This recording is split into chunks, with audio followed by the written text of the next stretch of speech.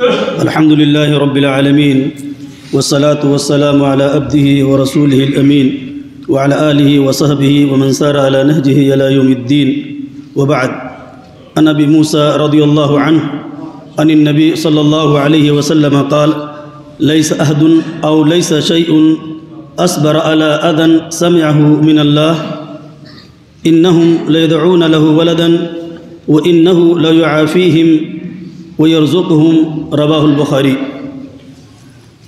میرے محترم سامعین کرام اور عزیز طلباء، آج میرے درس حدیث کا موضوع ہے کرسمس ڈے کی حقیقت اور مبارکباد پیش کرنے کا شرعی حکم. در حقیقت کرسمس ڈے کے مختلف ناموں میں سے ایک نام بڑا دن ہے. عیسائیوں کے بقول 25 دسمبر عیسیٰ علیہ السلام کی ولادت کا دن ہے، اور یہ دن ان کے ہاں نہایت اہم اور مقدس تسلیم کیا جاتا ہے، اس لیے اسے بڑا دن کہتے ہیں. حضرت عیسیٰ علیہ السلام کی تاریخی ولادت میں شدید اختلاف ہے، حتیٰ کہ عیسائیوں کا بھی کسی امر پر اتفاق نہیں ہے. بعض عیسائی 25 دسمبر اور بعض عیسائی 5 جنوری اور بعد 19 جنوری کو کہتے ہیں. بھلا جو قوم اپنی مقدس کتاب کی حفاظت نہ کر سکی، اس میں انہوں نے ڈنڈا مار دیا، تو حضرت عیسیٰ کی تاریخی ولادت کیسے یاد رکھیں گی؟ معتبر مورخین کی تحقیق کا نتیجہ یہ ہے کہ 25 دسمبر کی تاریخ غلط اور فراڈ ہے. قرینِ قیاس یہ ہے کہ آپ کی تاریخی ولادت ماہ اگست یا ستمبر کی کسی تاریخ میں ہے. کرسمس ڈے کا یہ جشن اور یہ تہوار جس انداز میں منایا جا رہا ہے، یہ 4 صدی ہجری کی ایجاد کردہ ہے. اس سے پہلے اس عید کا تصور نہیں تھا. عیسائیوں کے فاسد عقیدے کے مطابق حضرت مریم علیہ السلام اللہ کی جورو بیوی، رفیق حیات، اور حضرت عیسیٰ ان کے بیٹے ہیں. یہ دنیا کا سب سے بڑا فراڈ اور سب سے بڑا جھوٹ اور اللہ پہ سب سے بڑا الزام اور اتہام ہے. اگر ہمارے خلاف سانس کوئی لیتا ہے، سازشیں کرتا ہے، تو ہم آپے سے باہر ہو جاتے ہیں. ہماری رگ حمیت، رگ عصبیت اور قومیت بھڑک اٹھتی ہے اور ہم انتقامی کارروائی شروع کر دیتے ہیں.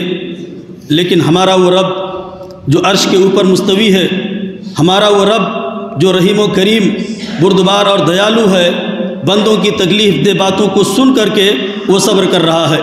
حضرت ابو موسیٰ اشعری رضی اللہ تعالی عنہ بیان فرماتے ہیں کہ اللہ سے زیادہ تکلیف دہ باتوں پر صبر کرنے والا جو سن رہا ہو کوئی نہیں ہے.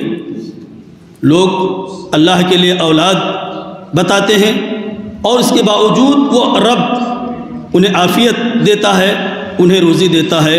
آج ہم مسلمانوں کے سامنے اللہ رب العالمین کو گالی دی جاتی ہے، اس کی شان میں کھلی گستاخیاں کی جاتی ہیں، اور اس کی ذات کو ایسے صفات سے متصف کیا جاتا ہے جس سے اس کی ذات بری ہے. لیکن ہماری بے غیرتی، بے شرمی کا حال یہ ہے کہ ہم اپنی آنکھوں سے دیکھتے ہیں، آنکھیں پھاڑ پھاڑ کر کے دیکھتے ہیں اور اپنے کانوں سے سنتے ہیں، اس کے باوجود ہماری پیشانی پر شکن نہیں آتا. ہماری مسلمانیت، اہل حدیثیت اور سلفیت پہ ذرا بھی فرق نہیں پڑتا. ایمان کا تقاضا یہ ہے کہ ہم ایسی مجلسوں کا مکمل بائیکاٹ کریں اور ایسے تقریبات اور ایسے پروگرام میں ہرگز شرکت نہ کریں.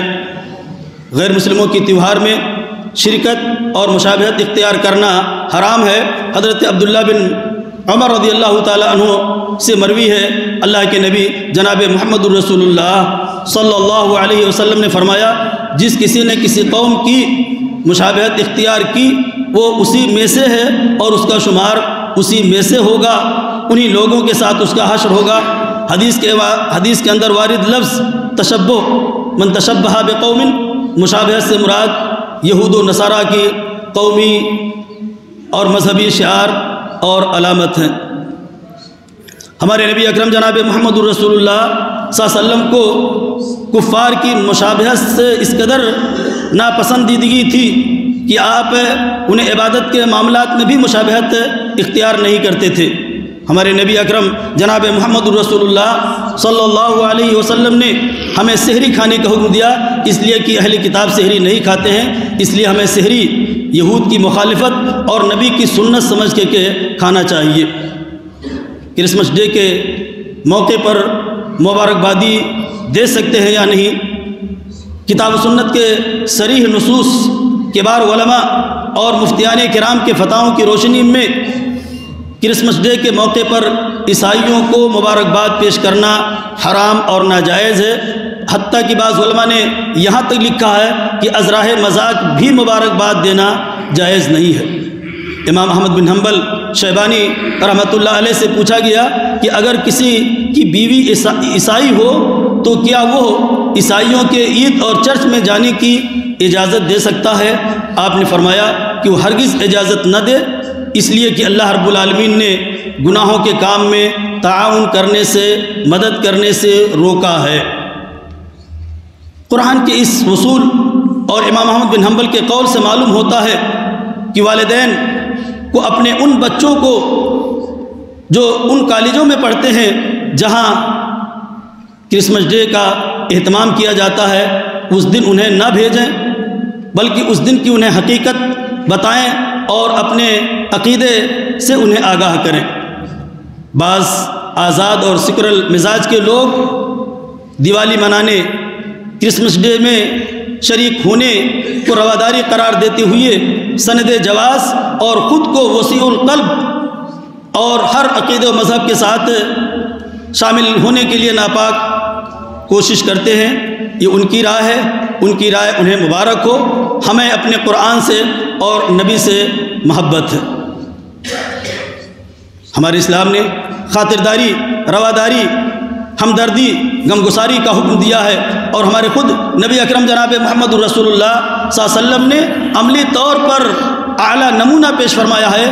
ایک بدخلق انسان آپ سے ملنا چاہتا تھا، آیا، آپ نے کہا کہ بئس ابن العشیرہ، یہ بہت ہی برا آدمی ہے، لیکن جب وہ آدمی آپ کے گھر کے اندر آیا تو آپ بچ گئے، آپ نے عمدہ ضیافت کی، اس امید کے ساتھ کہ شاید یہ اپنی سابقہ حالت میں تبدیلی پیدا کر لے۔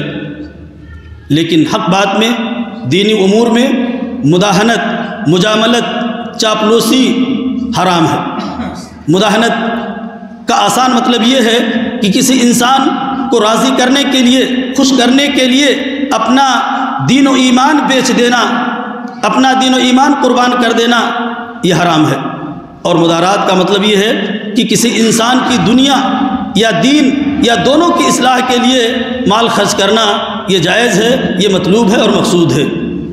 میرے نوجوان عزیزوں، ملت کے پاسبانوں، آپ ملت کے عظیم سرمایہ ہیں، جماعت کو آپ پر ناز اور فخر ہے۔ آپ اپنے آپ کو پہچانو، آپ اپنی ذمہ داریوں کا احساس کرو، مسجدوں کو آباد کرو، دین کے احکام و مسائل گوگل اور غیر منہجی لوگوں سے نہ سیکھو، بلکہ معتبر علماء اور مستند کتابوں سے رشتہ مضبوط کرو۔